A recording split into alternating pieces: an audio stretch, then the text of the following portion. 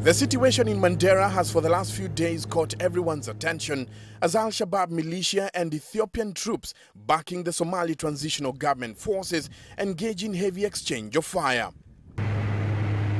We set out to Mandera to see what was really happening on the ground, and after a 2-hour flight, we finally land at Mandera airstrip. From a distance, all looks calm and peaceful. But the fight that has been going on between the Ethiopian forces and the al-Shabab has seen stray bullets find their way into the Kenyan territory, causing panic. What scares people most was the sound of the bullets. And in a war, they always stray bullets. Yes.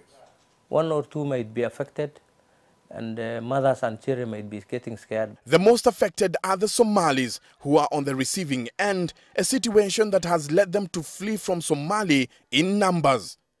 Destination, Kenya. We visited Moi Stadium, which is in the heart of Mandera town. This has lately been transformed from a public stadium to a home of over 10,000 people seeking refuge here. Majority being women, children, and the elderly. We met with women trying to make supper, and by the look of things, the food is scarce, but they have to make do with what they have. Many don't understand English, but those who do remember just too well what happened in their motherland, and they pour out their hearts to us. There is a dangerous life.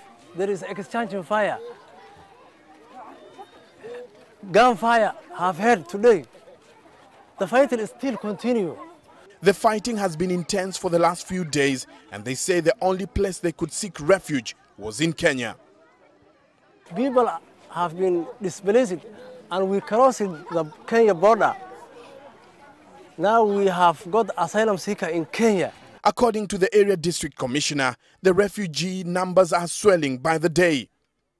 Initially we had about 200 at BP1, then they later moved to this stadium. So currently we have about 11,045.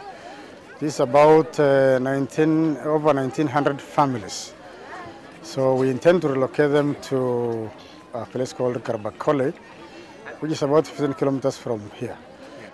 Well, it's about 6:30 in the evening, and the sad thing is that over 10,000 people will be going to bed in the cold right here at Moi Stadium.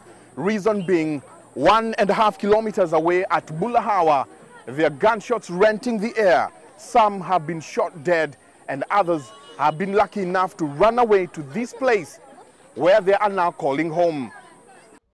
In the streets, security is even tighter.